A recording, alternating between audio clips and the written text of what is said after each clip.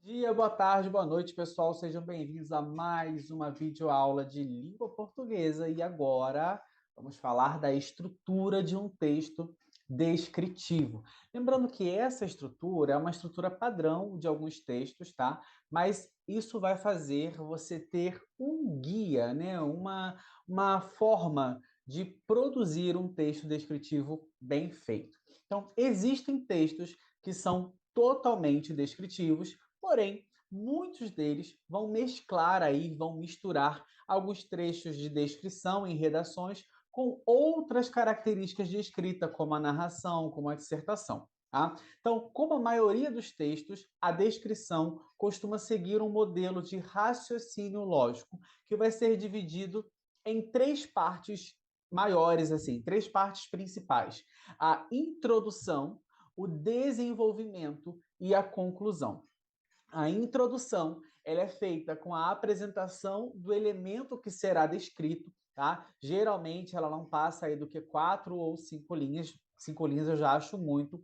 O desenvolvimento, que pode ser um parágrafo, 2 parágrafos e até 3 parágrafos, onde o elemento é caracterizado e ali você vai aprofundar, né, a sua maneira de descrever subjetivamente ou objetivamente, e pode, inclusive, ora descrever subjetivamente, ora descrever objetivamente. Isso é permitido. E na conclusão é o desfecho ali, né? É o desfecho da descrição, que também não vai passar de 5 linhas, tá? Eu acho que também já é muito entre 4 e 5 linhas, tá bom? Em obras literárias é muito comum que essa ordem não seja o padrão. O que isso quer dizer? Dentro de uma obra literária, de uma narração, por exemplo, né, de um livro, isso nem sempre acontece, de ter uma introdução, um desenvolvimento e uma conclusão. Se vocês lembrarem, eu expliquei para vocês que quando você faz um texto, você pode trazer aqui a situação problema, você consegue resolver a situação problema e depois você pode trazer uma outra situação problema. Então, meio que você desenvolve, conclui, traz um outro problema que você vai desenvolver, vai concluir, enfim. Tá? Por quê? Em algumas narrativas, essa sequência de eventos nem sempre é cronológica também. Lembra que a gente tem o tempo cronológico, a narrativa cronológica, né? O tempo cronológico e o tempo psicológico, ou seja, eu vou trazendo aqui flashbacks, tá? Ou então eu vou trazendo interrupções para criar aqui um suspense e acabar prendendo mais a atenção do meu leitor. Mente, qual é o objetivo principal do texto descritivo é fundamental, tanto na hora de você construir o seu próprio texto, tá? Quanto na hora de você interpretar e compreender um texto descritivo. Então, você entender qual é o objetivo desse texto vai fazer toda a diferença, tanto na hora da produção do texto, quanto na hora de entender e interpretar um texto descritivo. Agora a gente vai falar de duas coisas que são essenciais na produção de um texto, que é a coesão e a coerência. A coesão é a capacidade de fazer o uso adequado de palavras de uma maneira que haja uma ligação, tá? Que haja ali uma complementariedade entre as partes do texto. Lembra sempre que eu estou falando com vocês, o uso de conectivo é importante, aprender a usar o conectivo é importante. Essa conexão dos períodos do texto, dos parágrafos do texto, isso é super importante para o seu texto estar aí coeso, tá? Para o seu texto estar adequado, estar ligado, tá bom?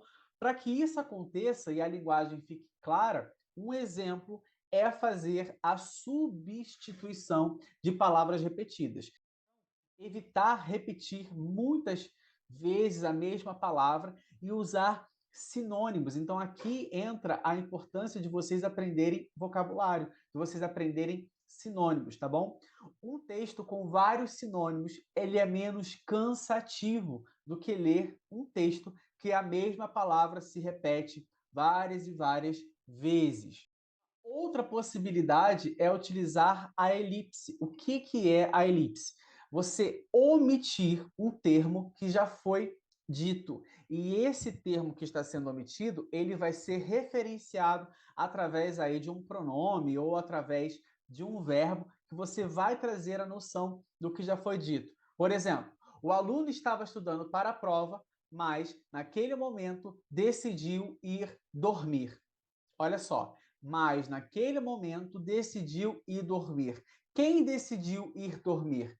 O aluno que estava estudando para a prova. E eu não repeti esse termo.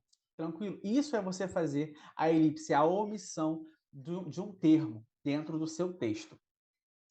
A coerência, por sua vez, se refere à lógica que precisa envolver os conceitos e as ideias apresentadas. Então, é fundamental que você conheça o que será descrito no texto. Por isso que quando você vai escrever um texto, você precisa ser um bom leitor, para você entender qual é a proposta que estão te pedindo para na hora de redigir um texto, ou você precisa observar bem o que estão pedindo para você descrever. Então, o objetivo aqui, na hora da coerência, é evitar contradições e redundâncias. E, novamente, a parte de redundâncias também tem a ver com a repetição desnecessária, tá? Uma outra habilidade de um texto coerente é saber expor o que o autor quer falar com clareza, para que o leitor entenda logo, para que o leitor entenda sem ficar pensando demais. Lembra que quando você lê um texto, você pega uma narrativa que está muito clara, você consegue visualizar a cena, você consegue visualizar a característica, você consegue visualizar o que está sendo descrito, como se fosse uma foto, uma imagem. Então, isso é muito bom, tá? E agora, como fazer um texto descritivo? Um texto descritivo é feito sempre no mesmo tempo verbal, com o uso de substantivos e adjetivos em sequência. Porém, cuidado para não exagerar ao adjetivar os elementos do seu texto, porque isso pode causar um certo cansaço na hora da leitura. O autor, ele pode produzir uma descrição a partir de dois aspectos: do todo para as partes ou das partes para o todo. Então, ele pode apresentar um cenário geral e, aos poucos, detalhar as frações que são importantes desse cenário geral. Por exemplo, você quer falar do ambiente de trabalho de uma companhia. Você vai trazer ali a companhia, que seria o seu cenário geral, e começar a trazer especificações desse ambiente de trabalho. Ou você pode começar pelo detalhamento de cada porção até chegar ao cenário geral, como se você trouxesse departamentos e depois você trouxesse a companhia inteira dentro desse exemplo que eu estou citando. É recomendado escrever como se estivesse falando a respeito de algo que você viu ou de algo que você está vendo. Lembra que o texto descritivo, ele pode ser objetivo ou subjetivo, mas ele tem que trazer para o seu leitor ou para o seu ouvinte a ideia de uma imagem. Ele tem que visualizar junto com você o que você está vendo.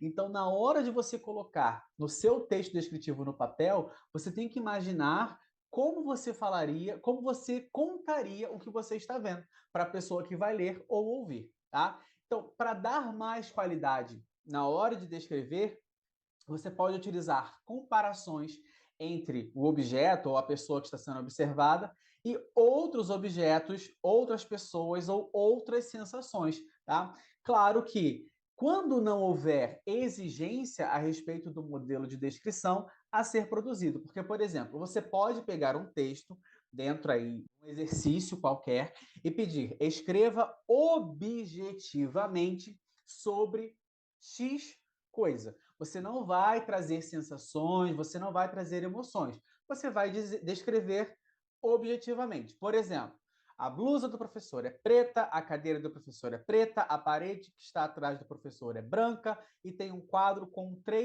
quatro cores diferentes. Pronto, objetivo, tá? É importante você também perceber qual é aqui o modelo de descrição que vai ser pedido para você. Lembra disso, reassista essa aula, tenta produzir um texto, olhe para alguma coisa aí à sua volta e descreva o que você está vendo. Você pode descrever, por exemplo, essa aula, o que foi dito, como eu falei, descrever a si mesmo, descrever a sua aparência, descrever o que está à sua volta. Faça essa atividade, ok? Lembrando de manter algo coerente e coeso, sem repetições, sem redundâncias. Se ficar alguma dúvida, fala comigo. Eu espero que você tenha gostado dessa aula, que você tenha entendido. Um beijo, fica com Deus e a gente se vê no nosso próximo encontro. Tchau!